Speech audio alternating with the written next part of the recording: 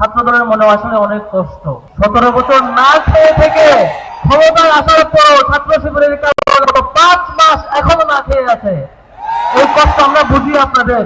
Palashi market থেকে খাইতে পান না, ঢাকা বিশ্ববিদ্যালয়ের 2847 কোটি টাকার প্রকল্প 1 টাকাও খাইতে পান না, জগন্নাথ বিশ্ববিদ্যালয়ের 10,000 কোটি টাকার প্রকল্প 1 টাকাও খাইতে পান না।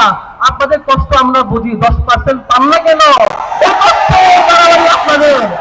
আমি তাহলে আমাকে বলবো, আগে যেমন করে 10% চুপি চাপি নিয়ে নিতেন, এভাবে ছাত্রকে এখন দিয়ে দেন, তবু আর কারো চোখ উপরে ফেলেন না আল্লাহর ওয়াস্তে। 10% নেহরু দিয়ে দেন প্রয়োজনে, তবু ঢাকা নেওয়ার হল বন্ধ করেন না আল্লাহর ওয়াস্তে।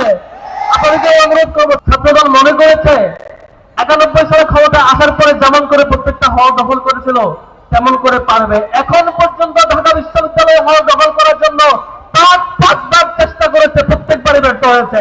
জগন্নাথ বিশ্ববিদ্যালয় দখল করার জন্য অনেকবার চেষ্টা করেছে, প্রত্যেকবারই ব্যর্থ হয়েছে। তাদের এই ব্যর্থতার খায়েশ, তাদের এই ব্যর্থতার আউটপুট দিতে হয়েছে প্রত্যেকটা ছাত্র সংসদ নির্বাচনে। আপনারা দেখেছেন না? সর্বশেষ তাদের জন্য লজ্জা, বেরোবি এবং শাহজালাল প্রযুক্তি বিশ্ববিদ্যালয়ের ছাত্র সংসদ নির্বাচন তারা বন্ধ হয়ে গেছে। আপনার জন্য লজ্জা হয়, একটা ছাত্র সংগঠন প্রত্যেকটা ছাত্র সংসদে হেরেছেন, এমন হারের পর আবার নির্বাচিত জিএস এর উপরে হাত তোলেন, কোন সাহসে এটা?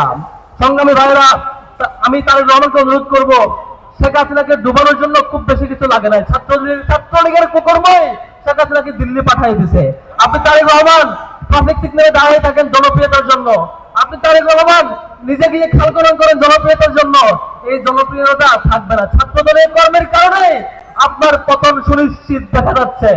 আপনি যদি ঠিকঠাক 5টা বছর ক্ষমতায় থাকতে চান, অনুরোধ করবো ছাত্রদলের সন্ত্রাসী কার্যক্রম থামান।